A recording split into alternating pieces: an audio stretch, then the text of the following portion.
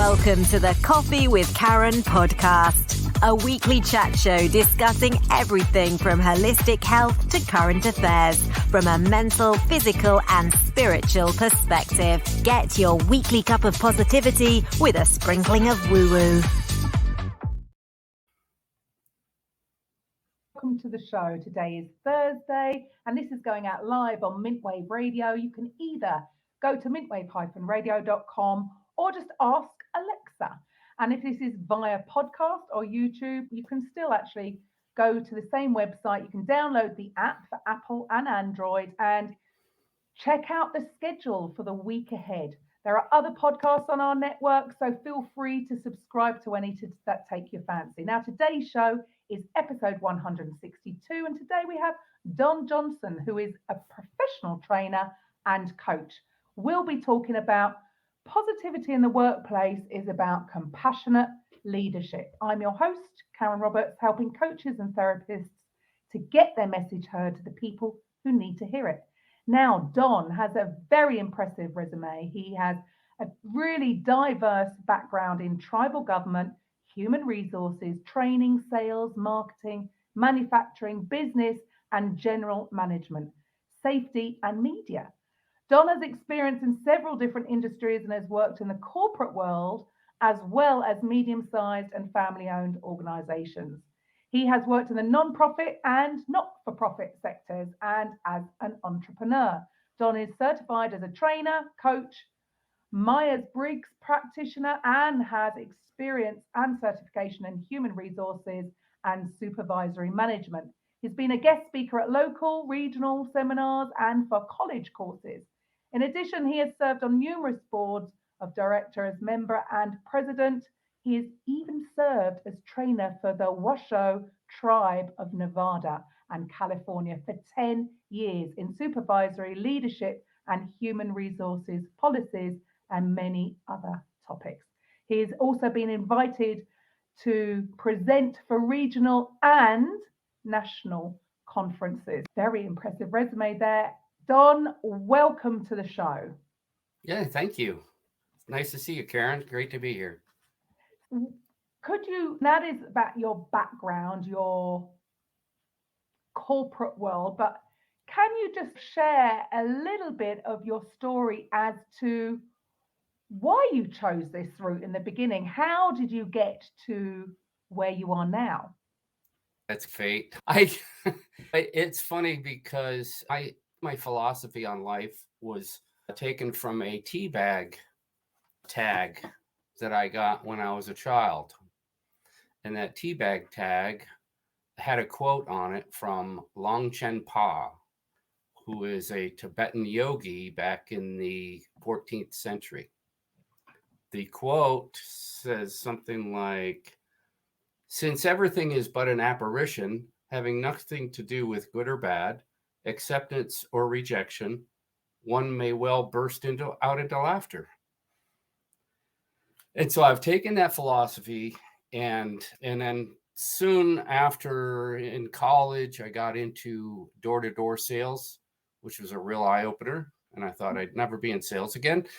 I'm sure. I made it through the summer, went back to college with a little bit of money in my pocket, and actually went back into sales and marketing, which led to management. And then I got the opportunity to train a few times, training people in different areas. But I ended up in a position where they asked me to train, and then they asked me if I could create a safety policy and procedure. And it grew from there, and I loved it. I told a colleague of mine one time, I see people up there training, and I've always wondered if I could do that. I always thought I could be that person. And they said, yeah, I finished my sentence. Like, yeah, I could do that. And there I was. And I actually got sent to a international training conference down in San Diego, learned quite a bit there and got certified and have been training ever since. But I love it. Wonderful. You do so many different things. What is the one thing that you are most passionate about? People in general. Isn't it? Whether you're in sales, it doesn't matter. You're selling to Right. human beings, whether that Right. it doesn't matter whether it's a business or an individual, they're still human beings. Yeah. And In sales, you have to, a lot of people think sales is all about just manipulating people. And I never saw it that way. I was never one of those super salespeople that went in and just closed the deals and all that. But I was pretty good at it because I was compassionate with people and I found out what their needs and wants are and then try to meet those needs and wants. So with the people skills involved in building the relationship, it became a real natural, easy thing to do.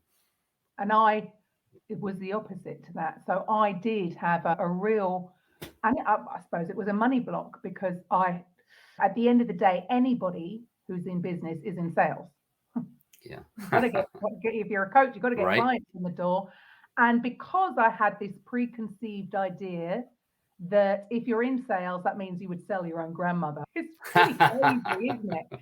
But some people do have that belief system going on that we know it triggers for some people a stereotypical image of a really dodgy secondhand car salesperson who would Right. sell their own grandmother. I'm sure they don't Right. really exist, but it's only a made up story in our heads.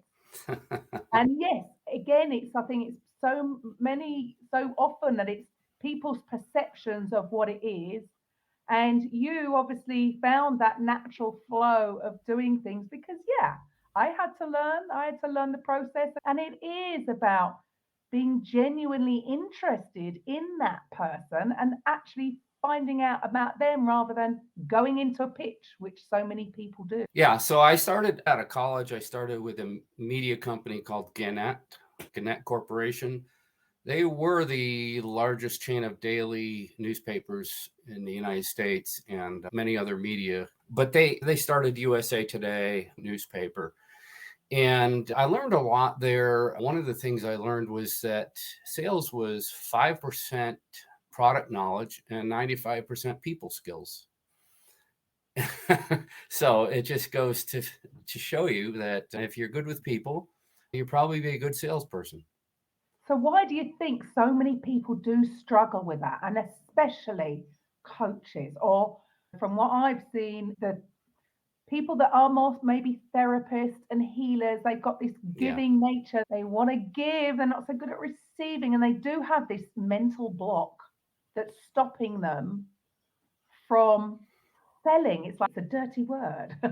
Yeah. No, it can be. One of the things I thought of when I first got during college, I got into door-to-door sales. And door-to-door sales, you get the connotation of a vacuum cleaner salesman or something of that nature, where they just need to make the sale and they don't care about anything else. They're just going to sell their product. And they tend to trick you into it. Here, just sign here and try it out. Sign here and we'll get you all taken care of. We'll get you financed. Don't worry about that. Also working with car salesmen and things like that. Some of them are pushy and some of them do, go beyond that relationship bubble to the point where they're irritating, but it's all in the people skills, really. So why do you think, so this is what you're doing, you're helping your leadership coach as well. So why do leaders and managers struggle with these people skills? You have a situation here where they get into a leadership position most of the times they've done a really good job at something. Their tasks have been phenomenal. They've really been a good worker. And then they get promoted to a position in management where they're supervising people and their whole job is to get work done through other people. That's a manager's job besides the performance evaluations and reviews. So their job essentially is getting these people to work to perform at their best. Now, how do we do that? And it doesn't come from the old work style where you did your job and you got it done fast and high quality and high quantity and that kind of thing. It's more of a people thing where you have to have those skills. Now, you still need the other skill set, the hard skills, but you need the soft skills as well. And a lot of people, yeah, they can have people skills, but they don't necessarily know how to manage people to maximum engagement and empowerment. And that's really where people perform, is when they're being empowered. So how do we do that? As a coach, right?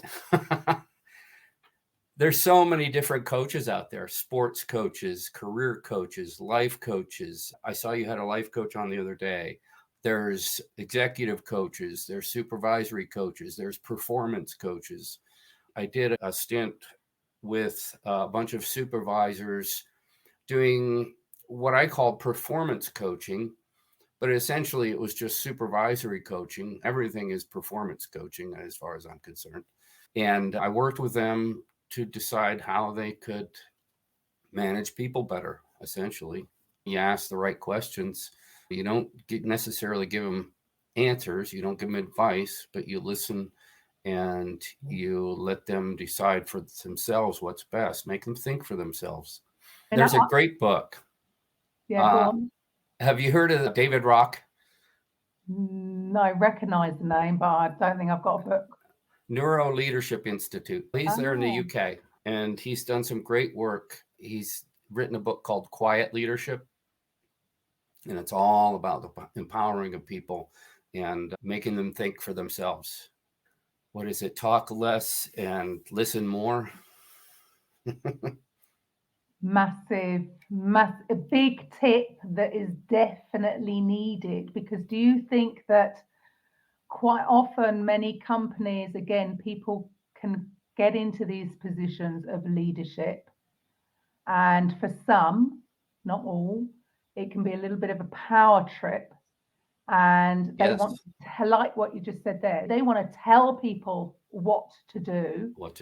Yeah. And as human beings, none of us really like just being told what to do if it's done in a certain way, but actually having the skills to get the best out of that person, you could do it in a completely different way and make them feel appreciated. You're gonna have longevity in it. And there's so many jobs, they're so transient, because if they're not happy in their job and they've got somebody in a leadership role who is just telling them what to do, they're not going to last. So actually, for the company, they're losing money because they've got to retrain new people. And I can imagine, not that I certainly don't come from the corporate world, Don, but I've been around them. It's not a great place to be if you do have people that haven't got the people skills. Yeah. There's another book by Daniel Pink called Drive. I don't know if you've heard of that one, but he talks all about, unless it's an absolute menial task, which people don't need to be too inspired to work at an assembly line, but unless it's absolute menial work, the people need three things to be inspired. And that's, one is autonomy, the other is mastery, and the other is purpose. So you give them the freedom to do the work with the same outcome, but however they feel best would be best efficiency or quality or what have you, with all the explanation of what the outcome looks like in as much detail as possible. So make sure they're clear. You ask them the questions to tell you back what you just asked for in a way of outcome. But then with the purpose, when people have purpose, really volunteers can be your best workers if they have really solid purpose in their soul. The way they want to do things and how they want to do it and why they want to do it is all what it's all about. So when we can convince people to think for themselves and be empowered, and the other one was mastery. So you just get to get good at it. And that's where the real engagement comes in, the autonomy, mastery, and purpose. And Dave Pink was right on. So what's for you? You've been working with many different companies over the years, entrepreneurs as well as corporate. What are some of the massive changes that you've seen when you've helped the leaders develop these people skills? What sort of shifts have you noticed? Yeah. I've seen even in individuals, employees, I've coached some individual employees, and with the learning I've taken in cognitive behavioral therapy and positive psychology and those kind of things, motivational interviewing, I don't know if you're familiar with that, but talking to people and finding out what's blocking them from moving forward is a great deal of help. When we find what those barriers are and we help them overcome those barriers through their own thinking, then they're in that mindset where they can overcome just about anything.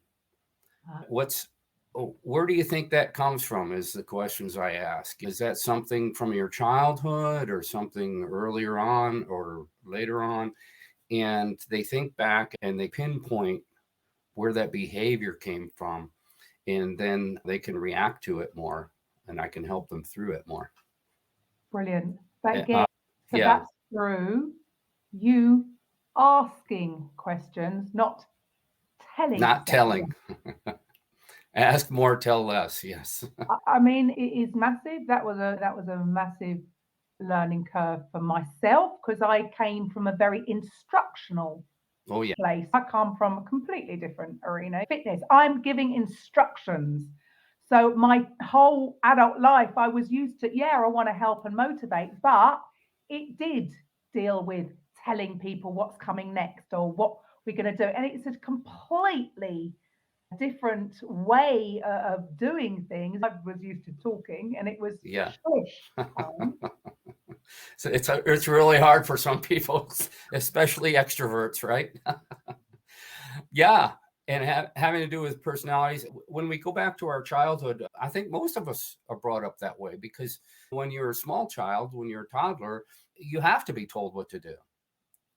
You don't think for yourself back then. You don't know the world yet.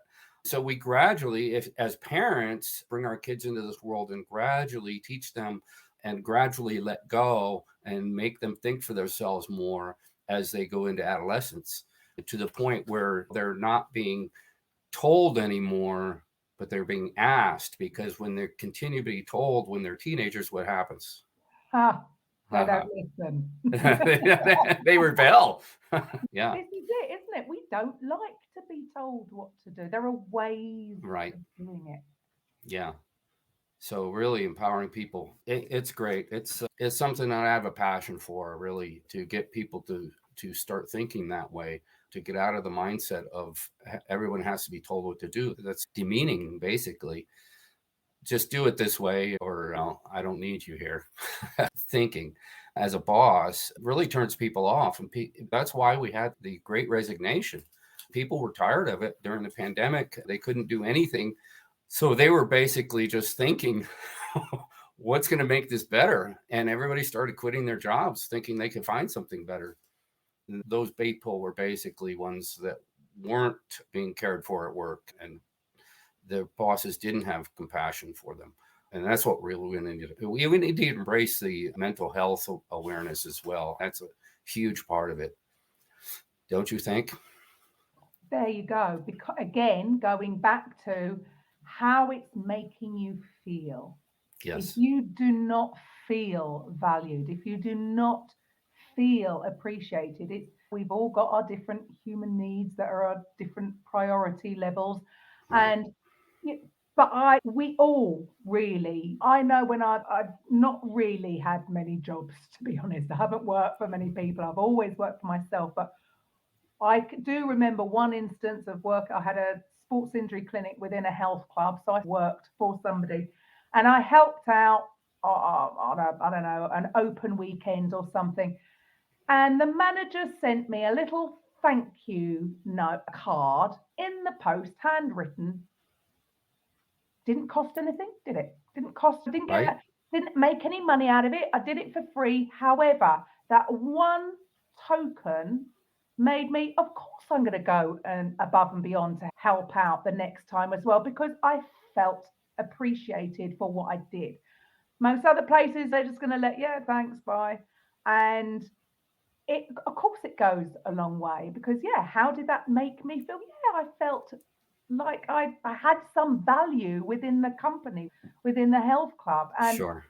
one tiny little thing that anybody could do for their staff or the people helping out. And it goes so far. I know so many people actually, the money isn't necessarily the real important thing with certain jobs. It would be those things Right. where you feel safe, you feel valued, you feel appreciated. And the leaders who don't have your training done are missing out because Yeah. they would get more out of their staff, because quite often the ones who are telling them just what to do will only do the bare minimum that they can get away with doing to guarantee that they can still come back on Monday to do their job. Right. Whereas If they want to come back. yeah, if they want to come back, exactly. It makes more sense. And why would you want to eat? I see. This is why I just didn't want to be around that whole Right. working environment where you get into office politics, and it didn't suit me. And I don't understand why anybody would want to be around that kind of thing, because you Right. work so much, you're in work for so much of your life, it needs to be an enjoyable space. Yes, it doesn't it. In many years in sales, I did enjoy a lot of freedom. I wasn't necessarily always under that pressure of the office environment, but It's their environment. yeah, That's a great yeah, place to be, isn't it? yeah. There's someone else that does a lot of this work, Dr. Bob Nelson, who's, I believe he's out of San Diego, California. He works with a lot of Fortune 500 companies that teaches them how to just do these things that don't cost anything. Like you were mentioning, the little handwritten note goes a long way. And he's got a book, I think it's called 1001 Ways to Engage Employees, something like that. Really good stuff. Those kind of things we need to think about and do more of, really, to get people to get up in the morning, get out of bed, and get excited about what they're going to accomplish that day at work, instead of dreading going to work and waiting till 5 o'clock and leaving. I can't even imagine it. I just can't. I actually can't even imagine it. And I do. I feel for people that have to do that and do have Right. leaders with no people skills. It must be awful. So how can leaders be? How can they be more in touch with their workforce?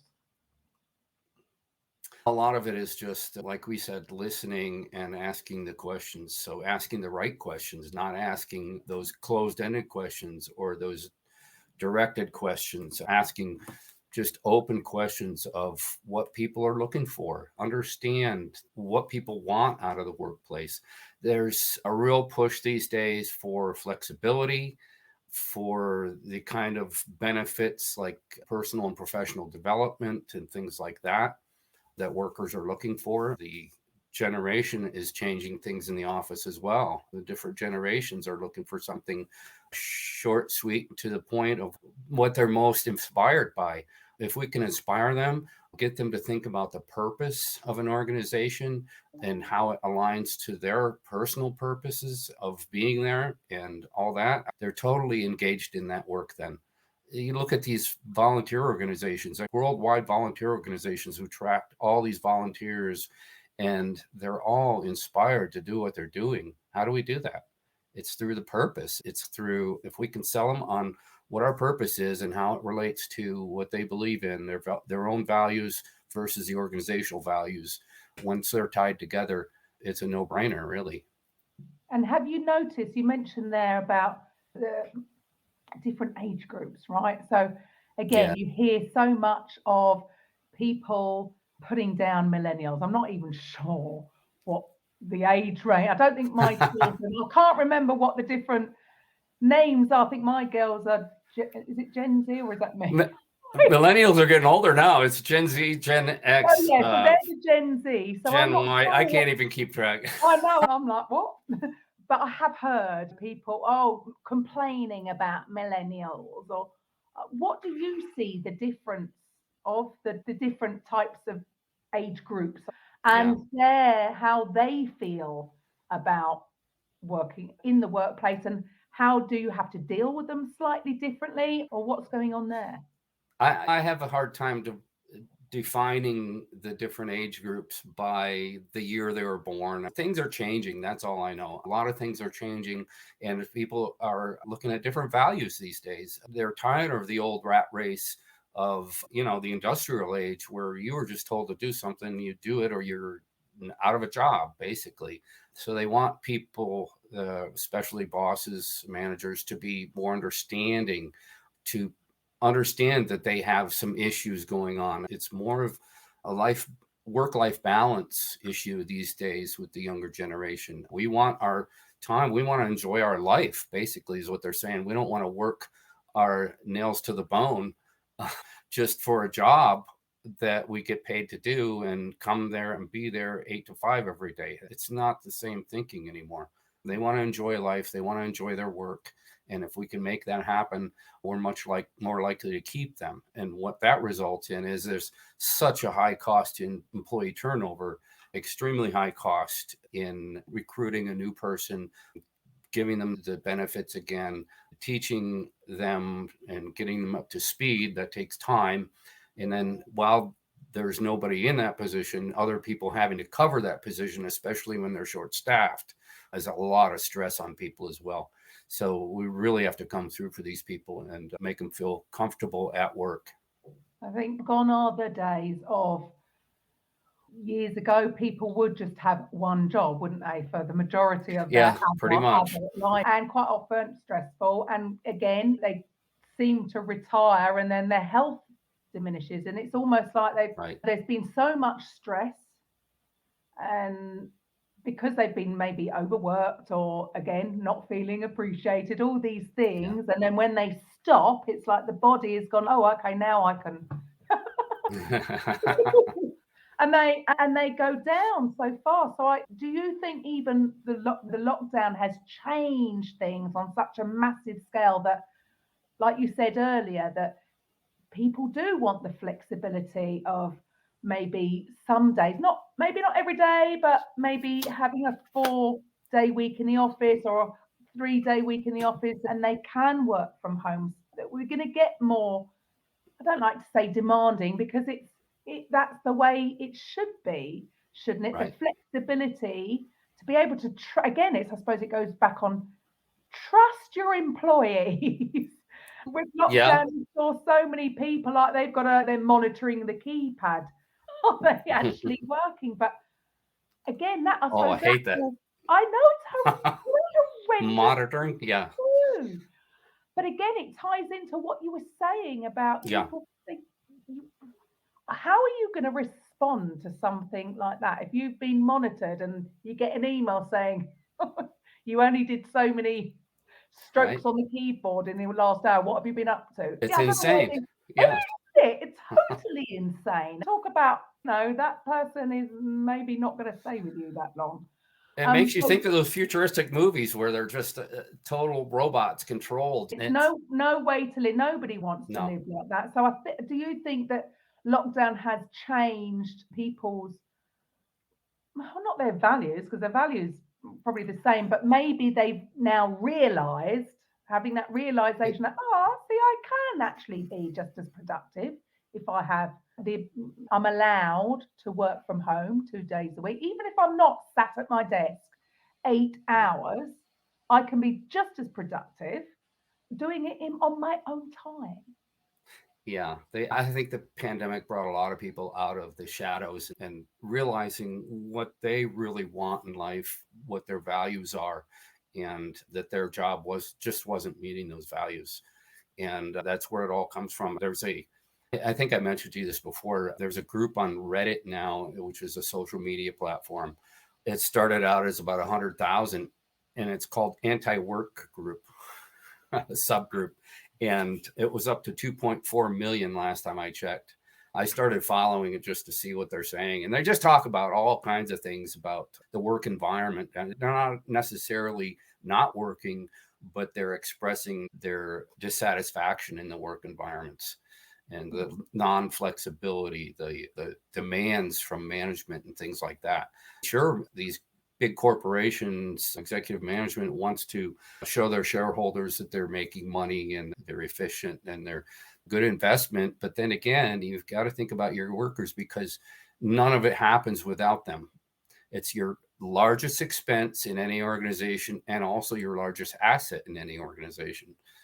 And so you got to combine those two and get a perfect balance where you're taking care of them while you're still getting the work done. And they're most productive when you're being compassionate with workers. They're higher performance and better morale. Of course, you're creating an environment where these people are going to perform at their best, and then your organization performs at the best, and it's all better for the organization. But the old way of thinking has to go away, and the transformation. Oh, that makes a lot of sense to me. It's when you're not in it, maybe. For me, I'm outside looking in. I'm thinking, why do they do it like that? It's just like, oh, that makes no sense at all. Happy workers, happy people around. You're going to be, yes, I suppose again, it must come from, then, do you think it's just coming from a fear base that they're not going to get the work done if they can just do what they want? So it's fear based. Yeah, I believe so. Yeah. And there has to be trust. There has to be a trust culture, because without trust, if people aren't trusting management, aren't trusting people, it's never going to happen. So the trust is built through transparency and being honest with people and being straightforward. And if you're always skirting around the bush and not telling them straightforward what's expected of them, they're never going to understand that trust. So yeah, transparency, be as open as possible without breaching confidentiality, of course. And the questions are really where you get down to building the relationships. So you're asking a lot of questions of these people, and open-ended questions, and allowing them to speak and listening. And they feel much closer to the work and the job when they're more engaged with people around them and building those relationships. So how else can you keep the whole workforce engaged? You mentioned earlier about it's got to be linked to their values, so the purpose of the whole company. So yeah, I suppose that's why you mentioned earlier about the voluntary non-profits or charities. Yeah, how do they get people? We have to have a strategy. Essentially, the way I look at it is the Gallup organization established the 12 questions of engagement many years ago, actually, at this point, but they still work. And there's things like, do you feel valued in your work? Do you have friends at work? Those kind of things. And, when bosses aren't approachable, or the workers feel like they're not approachable, they don't have a comfortable, open relationship there with their boss, and that's going to work against them. If the boss is more open and approachable, and how do we build that? It's through trust. It's very difficult, and it takes a long time to build that trust. You have to do the right things and never do the wrong things that turn them away and turn them off to approaching the boss. So the way we react, the typical poor management things like taking credit for other people's ideas and things like that, or not giving them proper recognition for their ideas, not even asking them about their ideas or listening to what they have to say or their input. A lot of times these frontline workers have all the answers that we're not asking about.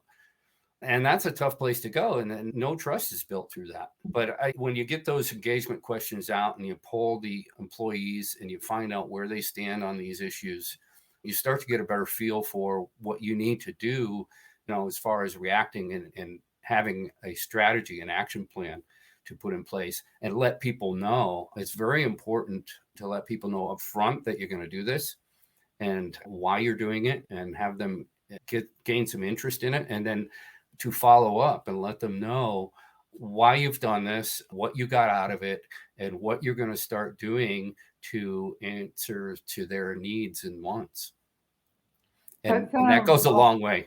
Yeah, it sounds like you're really looking to open things up. So it's a two-way street, not a...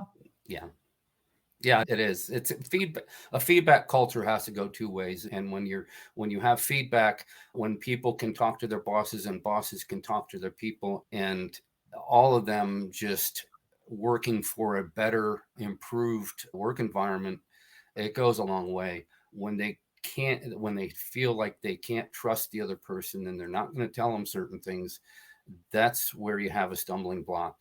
And that's a barricade to success, really. So for you, with your business as it is now, who are the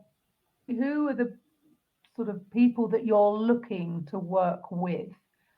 You're obviously entrepreneurs as well as corporate. Obviously, you go in and you're teaching leadership skills for companies, but who would you be looking for?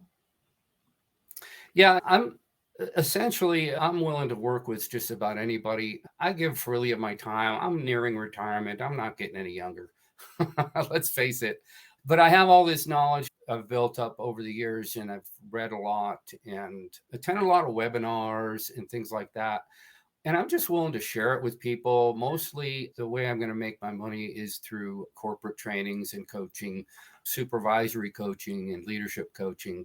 I have asked to coach employees who are struggling as well. And I don't have an issue with that. But the real place I'm going to get the most value is by helping an organization get control of what seems to be going wrong and get it on the right track as far as the new thinking and new mindsets that have to be in place.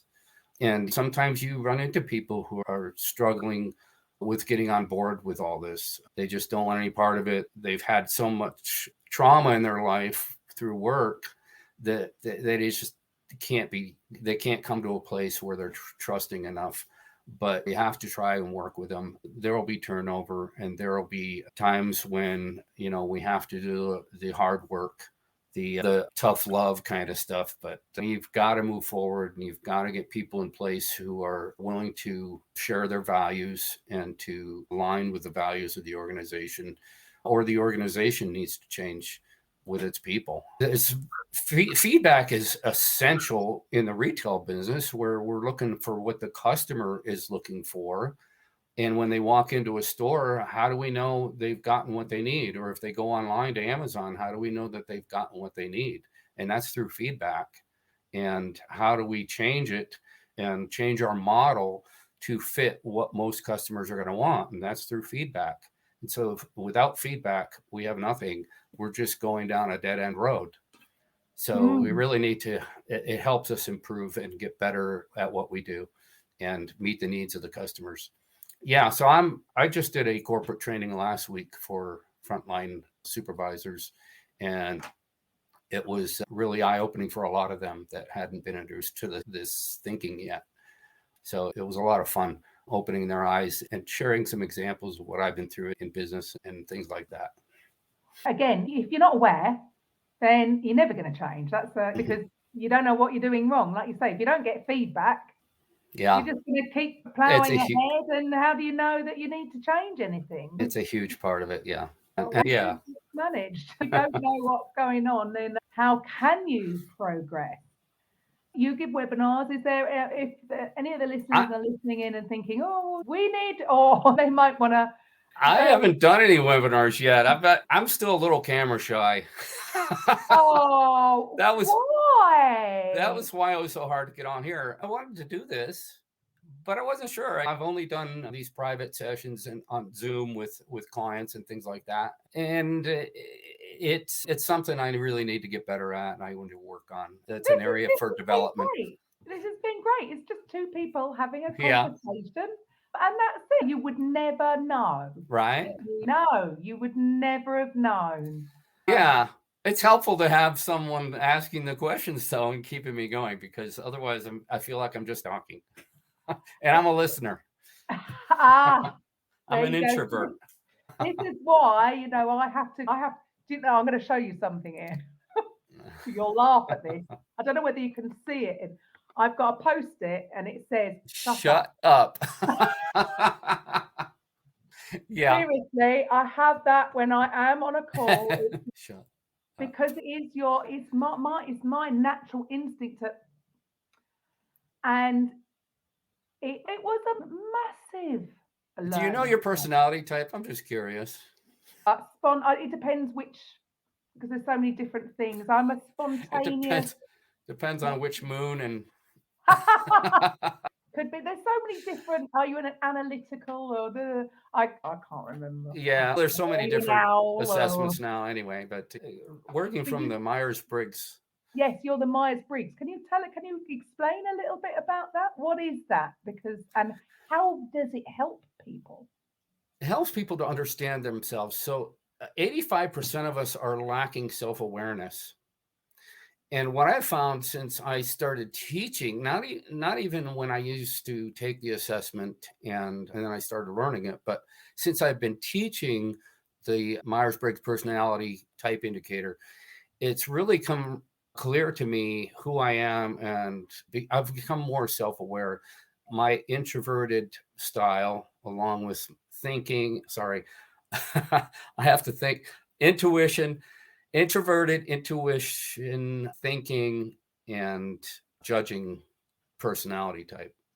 And there's a lot to that. I can't just express that and then expect you to understand it. But the difference. There's so many that I don't know. Yeah, the difference between perhaps you and me, extrovert and introvert, I would call it. And you might not be, but my guess is extroverted. You tend to think out loud. And you decide what you want to say by talking to others and discussing it, or what you want to really feel and think. Introverts tend to do it all internally and then express themselves. If I, as an introvert, if I go throughout my day and talk to people all day, I have to have a bag of, this is the way my instructor taught it. I have to have a bag of coins to hand out coins to people all day long. And then when I come home, I've given out all my coins, I'm done. And I have to have alone time and quiet time. An extrovert, however, will start the day with an empty bag, collect coins from everybody they talk to. And at the end of the day, they start giving those coins out and they want to keep talking. They want to tell everyone about their day. And this is a very big difference. It's so fascinating. And funnily enough, I only really learnt this through having this show. I had a guest on might even be 2 years ago now. No, it was definitely in lockdown because my youngest daughter is an introvert and my eldest daughter is extrovert. And people hear these words thrown about. Yes, I've always known I'm a bit extroverted. I'm fine getting out there. But I didn't understand the real. So, for instance, my introverted daughter, lockdown, actually, she was quite happy. I wasn't, and my elder daughter were like climbing the walls. My daughter was actually quite in the beginning, not too much, because she needed, like you just said there, you need to recharge your batteries, you need some space. Yeah. And it actually really helped me with my own relationship with my daughters, because I felt like because I was concerned even before lockdown that she wasn't getting out enough, and you should be out doing this, because I'm coming from my That's own. You. Yes. Yeah. And I'm thinking, oh, something's wrong. And it was so nice to understand the real differences, and she's okay. Yeah. She's okay. Yeah. So those personality differences can create conflict. Unfortunately, that in a workplace where you'll see totally different personalities, and they tend to get in arguments about things because they don't understand each other. And if you understand where people are coming from and why they're acting this way, it's much easier to accept. So it's good to understand the different personalities, but especially yourself and self-awareness. If you talk about emotional intelligence, which is typically a measure that's used for leadership positions, if you score high in emotional intelligence, you're a very good leader typically. And that has to do with one of the first things is self-awareness. And so when we're more self-aware, going back to the personality types, different personality types interact differently. And when we understand how those interactions happen, it's much easier to get along. You'll have some personality types who from an early age had some kind of forced situation or trauma that changes their personality, natural preference. It doesn't change their natural preference. It changes the personality trait they choose to work from. So if I'm an introvert, I went into door-to-door sales in college. That's an extroverted profession. Am I right? I put myself in a situation where I was forced to be outward going, and I learned the opposite trait, and it's what's called flexing your trait. See, And that's so my concern. See, I that would got be good at my it. concern is if we're all put in these little boxes, you're this, you're that. And because when I was speaking with this guest, she was wonderful, and she was saying that it's all the extroverts get the accolade, they get it's the introverts that struggle more, and they would be better suited in, I don't know, an office on their own, not in a open plan office. And so I was thinking, oh, maybe Danielle should be better at working in this kind of office or that. What she did because of lockdown, she's only 19 now, and I know over there in the States you can't even drink till you're 21. You can work in a pub when you're 18 here. Before her 18th birthday, she chose, because I never would have suggested it, she went and chose to go and work in an Irish pub, O'Neill's, in our local town. And I was gobsmacked. And you know what? It was the best thing for her, because Oh, all yeah. of a sudden she had she's very efficient, she's very fast, she'd do her job, and she had that barrier of a bar, so she didn't have to speak to people if she didn't want to, because she could just pretend she's busy. But it was also, like you say, forcing you She to blossomed. I cannot eat. I never, if you'd told me 10 years ago that I would be ex- so happy that my daughter works in a pub, a public, right? Why? But Yeah. to see how she's changed and come out of her shell. Now, that's the danger. If I had been encouraging more a typical introverted job, as it were, that people Right. would suggest they would flourish in this particular environment. And that is the only concern I have. Like you said, you pushed yourself out there doing a very extroverted job, Right. but you benefited from it. And Yeah. where's the line? Because we all know that we need to step out of our own comfort zone to grow. Means if you're an introvert, you need to step out of your comfort zone. Sure. What do you do there? Because in one way, we're saying stick with this kind of thing. And another way, it's, yeah, but you still need to push yourself out of that to see growth. Yeah. So we need to push ourselves beyond our limits, basically. And with extroverts, that means shut up. Am I right? Isn't that funny? Isn't that funny? I've Right. actually got it right here. That is funny. Listen more. It's a better way to say it is Yeah, listen nice more. stuff. Nice. Nobody normally sees Yeah. that. It's just Yeah. me. I love it. Yeah. So these personality differences can make a huge difference. And if we embrace them and understand that the others have different personalities, and then try to understand how those personalities work, we're much easier to build a relationship with just about any personality. Yeah.